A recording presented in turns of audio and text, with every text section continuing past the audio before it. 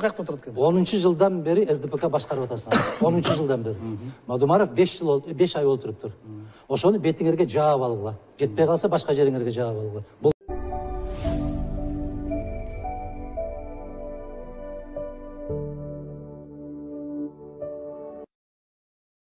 Адахан Кимсанбаевич, сиз айттыңыз да, азыр эми ушунчалык баш көтөрбөгөн, жанагы партага башын бекинип калган парламентке айланып калды дегенге, анан улам эле ар бир чакырылыш алсыз болуп баратат депчи. Мен ага кошула албайм. Мына сиз азыр парламентти сындап атасыз. Сиз спикер болуп турган кезде, жогорку кеңеште депутат болуп турган кезде мен дагы оппозициялык гезиттин башкарды турдум да. Эл сөзү, ачык саясат, алиби деген гезиттерди 2007-тен баштап мен жетектеп тургам. Ошондо аябай эле сынга алчумун. Мен ошол кездеги парламентти, азыркы парламенттин ичинде 10 депутат, бул сиздин убактагы депутаттардан, ак жолдон келген 10 отурат азыр. 5-өө СДПКда отурат. Бирөө Исхак Масалиев отурат. 16 депутат ошол 4-нчи чакырылыштагы парламенттин депутаттары. Сиз аны өзүңүзгө албаңыз, иним. Мындай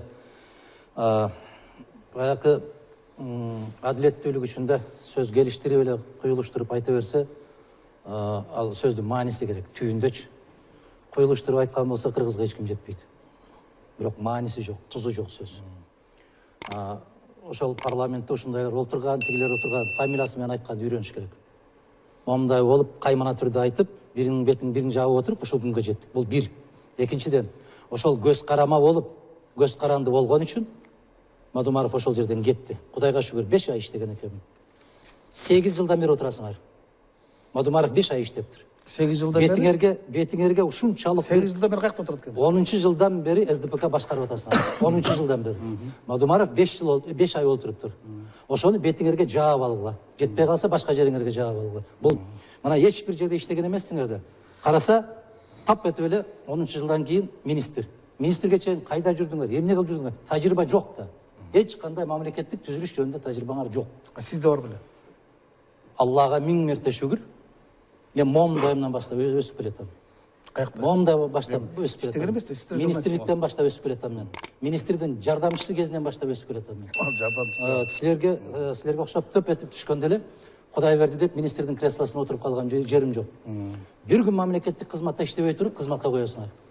Түшүнүгү да жок кээ бир кызматкерлериңер. Экинчиден, Мадумаров, силер какшап, силер зардап жүргөн заманды 14 жыл Аскар Акаевич менен, андан кийин 3 жыл Бакиев менен, андан кийин Отунбаева менен, андан кийин 6 жыл Атамбаев менен түздөн түз күрөшүп келаткан азаматмын мен.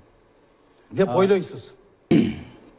Бая бир парламент, экинчи парламенттен начар болуп келатат дегеним себеби, биринчи чакырылыштагы депутаттар биз ошол бүгүнкү күндөгү күчтө турган бардык эгемендик кодекстерди кабыл алганбыз.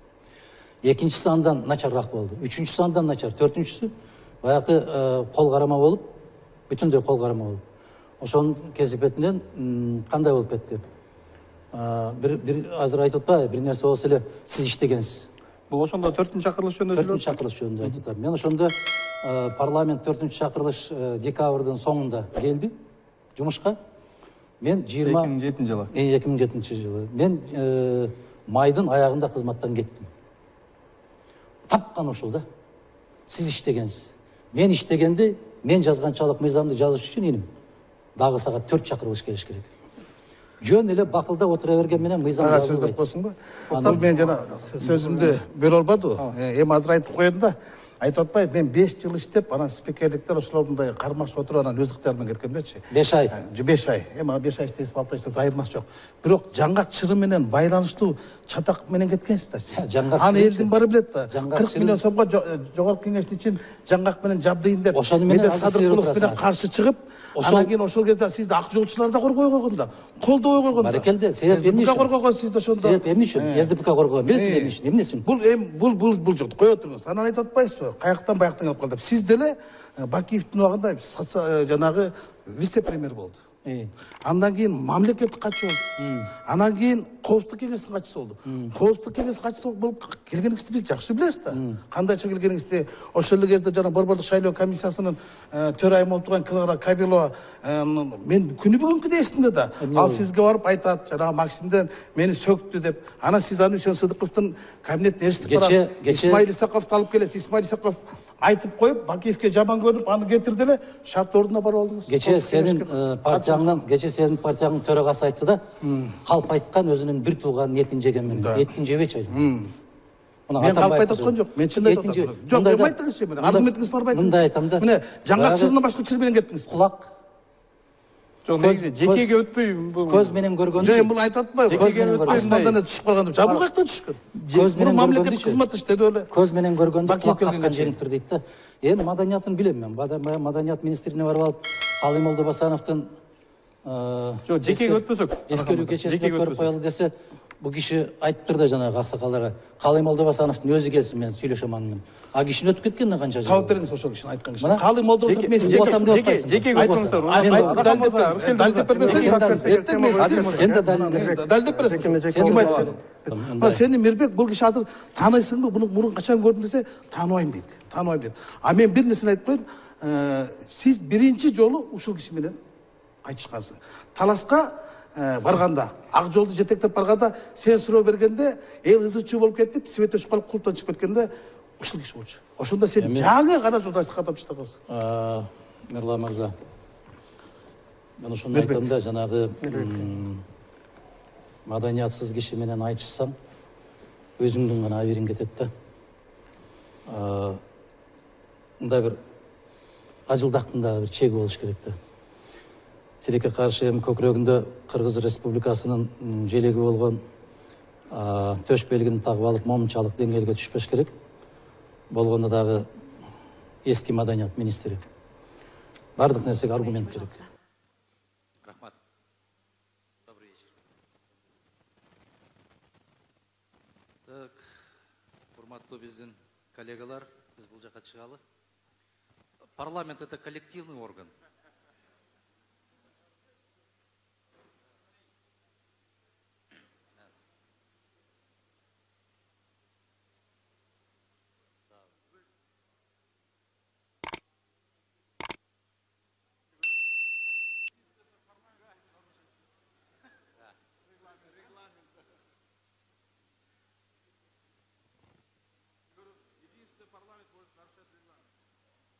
Да. Вот,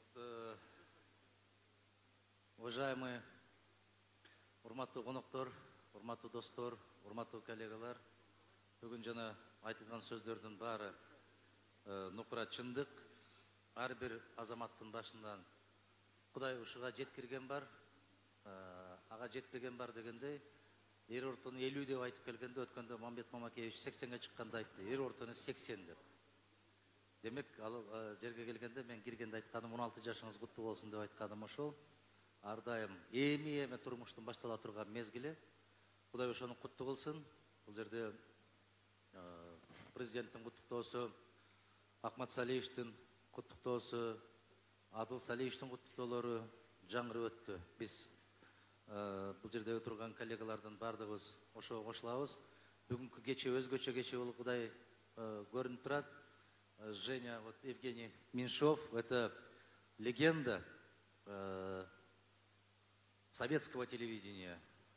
Я думаю, что там, где Евгений Меньшов, там песня года продолжается. И вот эта великая эпопея, великая история, великая советская культура, сегодня все посвящается Джаношу Салиевичу. Это безумное богатство. Это я завидую вам белой завистью.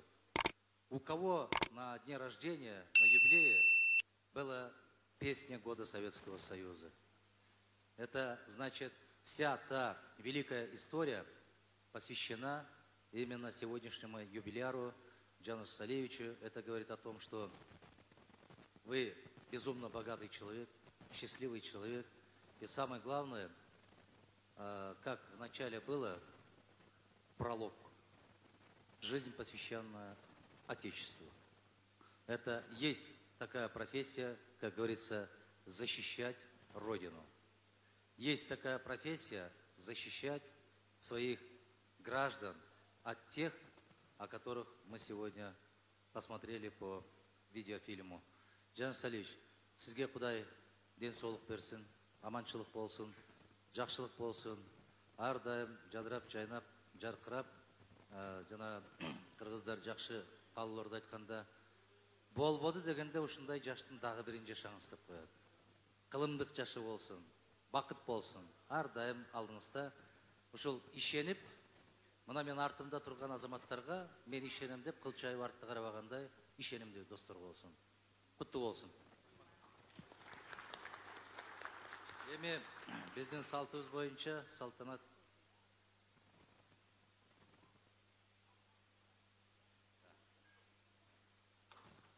Суу сартебетей кийгизип атабыз Кыргыздын жакшынакай салты боюнча. Чепкен жабып атабыз. Дүркүргөн кол чабуулардын коштоосунда. Анан мынол ключпу? Ошол. Ушуну чапкылаганда ар качан жортулуңуз баягындай ийгиликтер менен келсин. О чем я говорю, вы прекрасно поняли. чоң рахмат. Чоң рахмат, чоң рахмат. Чоң рахмат. Эми сиз сүйлөгөндөн кийин башка депутаттарга болду да кошулуп койдуңуздар да, ушу менен. Чоң рахмат. Ушунуңуздар абдан жакты да бизге. Чоң рахмат. Спасибо огромное. Чоң рахмат. Эми алып жибериңиздер анда. Чоң рахмат сиздерге. Спасибо огромное за добрые пожелания. И теперь поднимаем бокалы, конечно же, да? Поднимаем бокалы и содвигаем их разом, да? Содвигаем их разом Да. за Жаныбека Салиевича. Да. Жанат Салиевич, сиз үчүн, дорогие гости, пожалуйста, поднимайте бокалы. Наливайте вновь во время тостов, между тостами, во время песен. Пусть льется вино рекой, пусть льется песня, да? И мы... Пусть льется радость и веселье. Сегодня большой-большой праздник.